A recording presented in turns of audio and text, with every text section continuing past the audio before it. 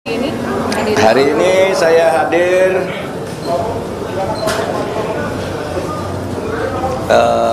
sahabat-sahabat saya pengukuhan guru besar, karena saya ini akademisi, jadi saya diundang. Tapi izinkan saya sekarang bicara 3 hal terkait pemilu. 4 hari terakhir saya istirahat, sehingga banyak sekali wartawan kontak bagaimana saya dan mau apa. Saudara, ini saya mau apa? Apapun hasil dari Pilpres ini, saya akan terus berjuang untuk demokrasi dan keadilan. Jalan perjuangan untuk demokrasi dan keadilan bukan hanya pemilu. Pemilu hanya salah satu ekspresi demokrasi. Saya pernah tak di jabatan apapun pada tahun 2014 sampai 2016, tetapi tetap produktif berjuang dalam demokrasi dan penegakan hukum.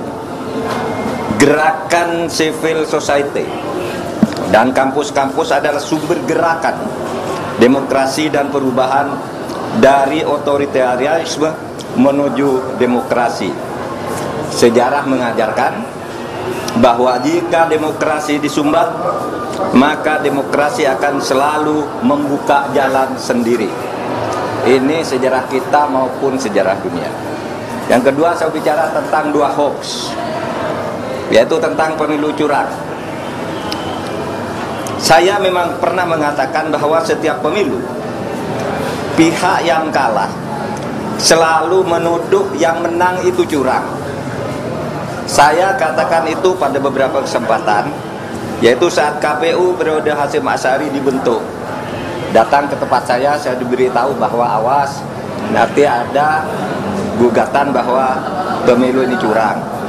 Begitu juga saya pidato itu secara terbuka saat pembentukan TV pemilu di Trans TV pada awal tahun 2023. Jadi saya katakan bahwa setiap pemilu yang kalah itu selalu menuduh curang. Itu sudah saya katakan di awal 2023, tepatnya sebelum tahapan pemilu dimulai. Tapi jangan diartikan bahwa penggugat selalu kalah, sebab memang sering terjadi kecurangan terbukti itu secara sah dan meyakinkan. Ketika saya menjadi ketua MK pernah memutus pembatalan hasil pemilu dalam bentuk perintah pemilihan ulang maupun pembatalan penuh, sehingga yang menang dinyatakan disqualified dan yang kalah naik. Jadi bisa pemilu ulang, bisa.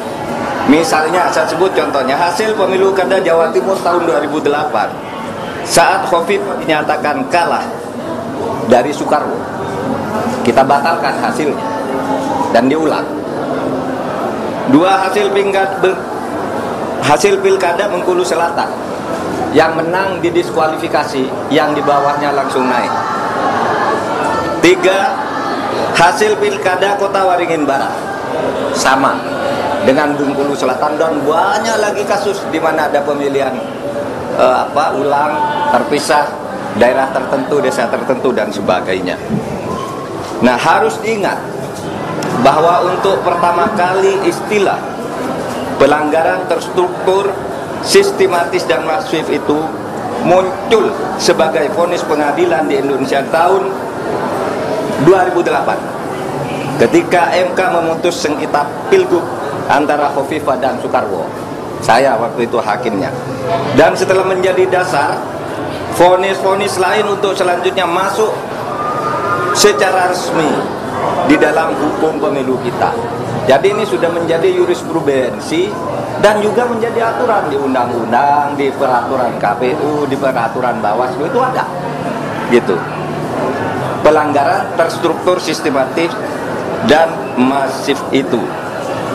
Jadi ini bukan hanya jurisprudensi sekali lagi, tetapi juga termasuk di dalam peraturan perundang-undangan, dan buktinya banyak. Pemilu itu dibatalkan, didiskualifikasi, ya, Saya nangani ratusan kasus tentang ini, banyak. Ada yang diulang beberapa ini, ada yang dihitung ulang dan sebagainya.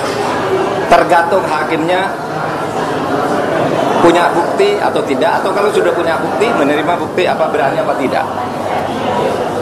Berikutnya, hoax lagi tentang hubungan saya dan Ganjar. Ada viral di medsos bahwa saya tak kompak dan diisolasi dari Ganjar dan PDIP karena pada hari Rabu tanggal 14 Februari saya bilang sudah 4 hari saya tidak bertemu atau berkomunikasi dengan Ganjar. Padahal waktu itu ketika ditanya oleh wartawan Rabu pagi itu, kapan Pak terakhir ketemu Pak Ganjar? Saya bilang sudah 4 hari saya tidak berkomunikasi, tidak kontak. Kenapa? Karena sejak kampanye terakhir tanggal 10 Februari di Solo dan di Semarang, saya langsung umroh. Jadi yang tidak berkomunikasi dong, bukan karena berpisah, karena tidak kompak dan sebagainya. Dan tanggal 13 baru pulang dan langsung ke Jogja. Kapan ketemunya? Untuk mencoblos. Jadi 4 hari tak ketemu itu karena umroh. Sebelum dan sesudah umroh sampai sekarang saya selalu berkomunikasi, bertemu maupun teleponan dengan Mas Ganjar. Itu yang terjadi. Itu saja dari saya, tidak ada pertanyaan. Satu aja Pak, satu soal tim khusus Prof kapan dibikin? Dah Prof. Tas. Satu.